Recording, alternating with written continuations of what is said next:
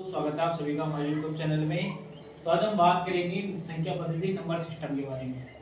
तो संख्या पद्धति में हम क्या क्या पढ़ते हैं। संख्या पद्धति में हम पढ़ते हैं पहले प्राकृत संख्या, फिर पूर्ण संख्या, फिर पूर्णांक। तो पहले हम देखते हैं सबसे पहले प्राकृत संख्या।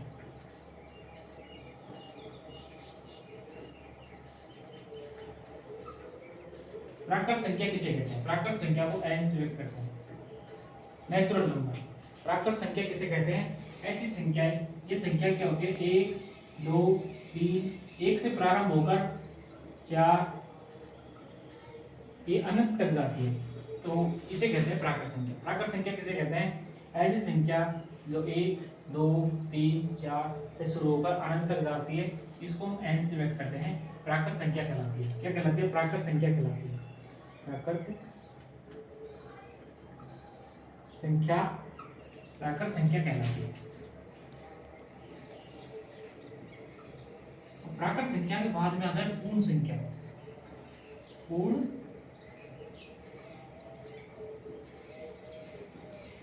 संख्या क्या होती है? ऐसी संख्या यानी कि होल नंबर, इसे W से व्यक्त करते हैं। ऐसी संख्या यानी प्राकृत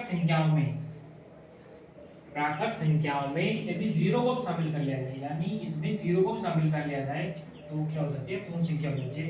0, 1, 2, 3, 4 डॉट डॉट डॉट डॉट अनंत तक। तो ये कौन सी संख्या हो गई? तो ये हो गई पूर्ण संख्या।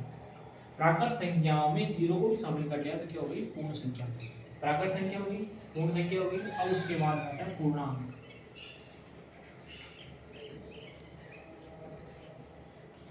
ये होता है इंटीजर, इसको i या z से व्यक्त करते हैं। ठीक है, पूर्णांक क्या होता है? इंटीजर, इसको i और z से व्यक्त करते हैं। प्राकृत संख्याओं में जीरो को शामिल कर लिया तो पूर्ण संख्या होगी। अगर हम पूर्ण संख्याओं में, ये तो प्लस की संख्या हो गई, अगर हम पूर्ण संख्याओं में माइनस की संख्याओं को ऐड कर ले तो पूर्णांक हो जाएगा। जैसे माइनस अनंत से लेकर -4, -3, -2, -1, 0, 1, 2, 3, 4, ये पूर्णांक हो गया। इसमें 1 से अनंत, इसमें 0 को शामिल कर लिया, इसमें माइनस की संख्याओं को शामिल कर लिया, ये क्या हो गया? पूर्णांक। ठीक है, उसके बाद में आती है प्राकृत, पूर्ण, पूर्णांक। अब आता है परिमेय संख्या। परिमेय संख्या,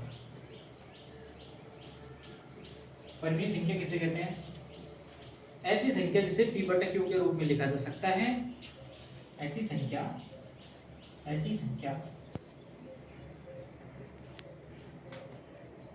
जिसे p/q के रूप में लिखा जाए और q का मान q does not equal 0, q का मान 0 नहीं होना चाहिए, पहली शर्त। दूसरी शर्त ये हो गई। तीसरी शर्त क्या है? p/q पूर्णांक होने चाहिए, पूरे अंक होने चाहिए, पूर्णांक।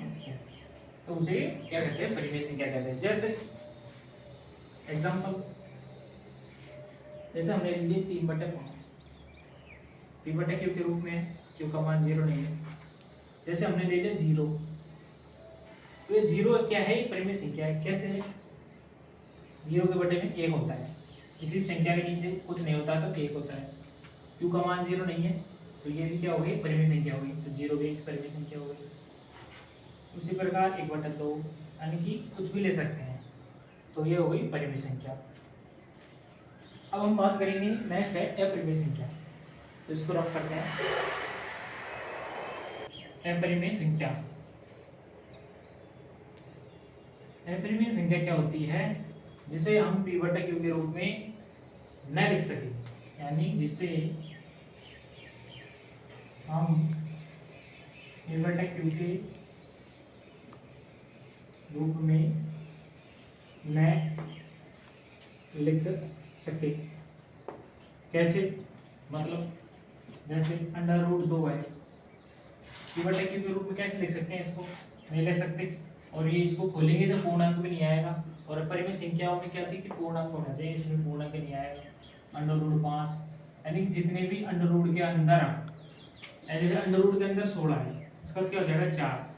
जितने भी अंडर रूट के अंदर अभाज्य संख्या आएगी वो क्या होगी, अपरिमेय संख्या होगी। ठीक है। और जैसे पाई, ये भी क्या है, अपरिमेय संख्या है। लेकिन जो पाई का मान होता है 22/7, ये क्या है, परिमेय संख्या है। लेकिन पाई क्या है, अपरिमेय संख्या है। ठीक है, क्योंकि ये तो p/q रूप में है और ये p/q के रूप में नहीं है, तो ये अपरिमेय है और ये क्या है, परिमेय है। और नेक्स्ट बात करते हैं हम दशमलव संख्या की।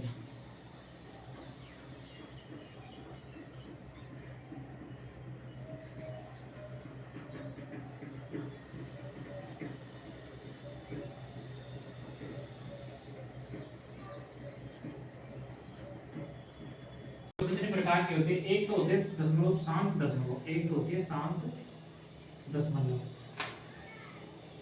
शांत दशमलव एक क्या होती है, अशांत दशमलव। अशांत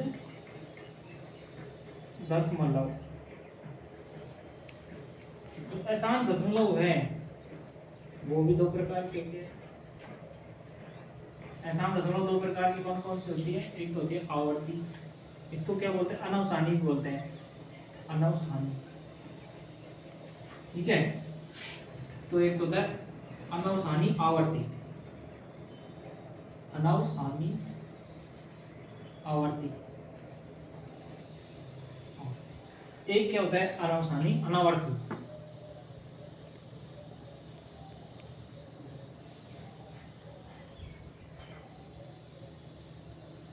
इसमें क्या होता है, शांत में तो क्या होता है, जो दशमलव है रुक जाता है 2-3 अंकों के बाद में। इसमें क्या होता है, शांत में आवर्ती क्या होती है, यानी कि कोई अंक है जैसे 3.3333, तो ये इसको हम क्या लिख सकते हैं, 3.3 के ऊपर बार, यानी कि आवर्ती हो रही है, तो इसको कहते हैं अवसानी आवर्ती। और अनावर्ती क्या होती है, जैसे हमारे पास आ गया 4.671254131 यानी कि इसमें कोई भी अंक रिपीट नहीं हो रहा, तो ये तो क्या हो गई, अनावर्ती। ठीक है। अब जैसे शांत दशमलव क्या होती है, 1/2 है। अब 1/2 है तो इसका मान क्या हो जाएगा, 0.5, तो ये क्या हो गई, शांत दशमलव हो गई। क्या हो गई, शांत। हमने देखा दशमलव संख्या होती है, एक तो शांत होती है, दूसरी अशांत होती है। शांत भी क्या होती है, आवर्ती होती है और अनावर्ती होती है। अगर हम फटते परिमेय संख्या, शांत दशमलव संख्या होती है वो क्या होती है, परिमेय संख्या होती है। अशांत दशमलव में जो आवर्ती वाली होती है ना, ये भी क्या होती है, परिमेय संख्या होती है। जो अनावर्ती वाली होती है ये परिमेय संख्या कहलाती है, ये अपरिमेय होती है, उसके अलावा सब परिमेय होती है। ठीक है, क्योंकि इसमें किसी भी अंक की पुनरावृत्ति नहीं होती है और इसमें हो जाती है, तो ये क्या हो जाती है, परिमेय संख्या हो जाती है, ये भी परिमेय संख्या होती है। अगर प्राकृत संख्याओं में हम 0 को शामिल कर लेते क्या हो जाएगी, पूर्ण संख्या। पूर्ण संख्याओं में हम माइनस की संख्याओं को भी शामिल कर लेते क्या हो जाएगा, पूर्णांक।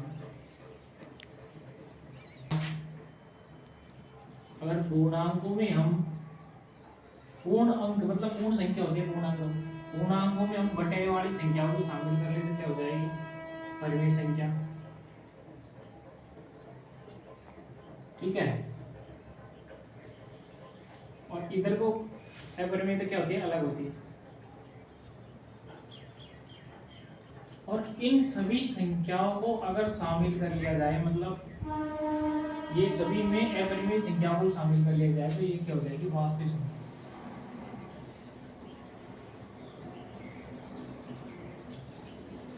ठीक है,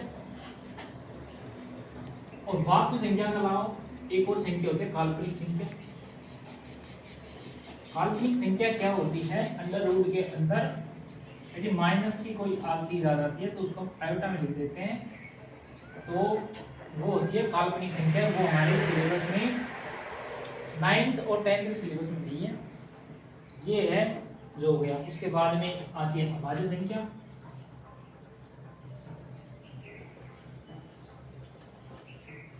ऐसी संख्या जिसमें एक और स्वयं के अलावा अन्य किसी संख्याओं का भाग नहीं जाता है उसे अभाज्य संख्या कहते हैं। जैसे 2 है, इसमें 1 का भाग जाएगा और एक खुद से 2 का भाग जाएगा, ये क्या है? अभाज्य संख्या। 3 है, इसमें 1 का जाएगा खुद 3 का जाएगा, ये भी अभाज्य संख्या है। 5 है, 1 का जाएगा और खुद 5 का जाएगा। ऐसी संख्या जिसमें एक और खुद का ही भाग जाए वो क्या होती है? अभाज्य संख्या। भाज्य संख्या क्या होती है? ऐसी संख्या जिसमें एक और स्वयं के अलावा अन्य किसी संख्या का भाग चला जाए भाज्य संख्या कहते हैं। जैसे 8 ले लिया, 8 में 1 का जाएगा, फिर 2 का भी जाएगा, 4 का भी जाएगा और 8 का भी जाएगा। 4 संख्याओं का भाग जा रहा है तो ये होगी भाज्य संख्या। तो वीडियो अच्छी लगी तो लाइक करें, चैनल को सब्सक्राइब करें। धन्यवाद।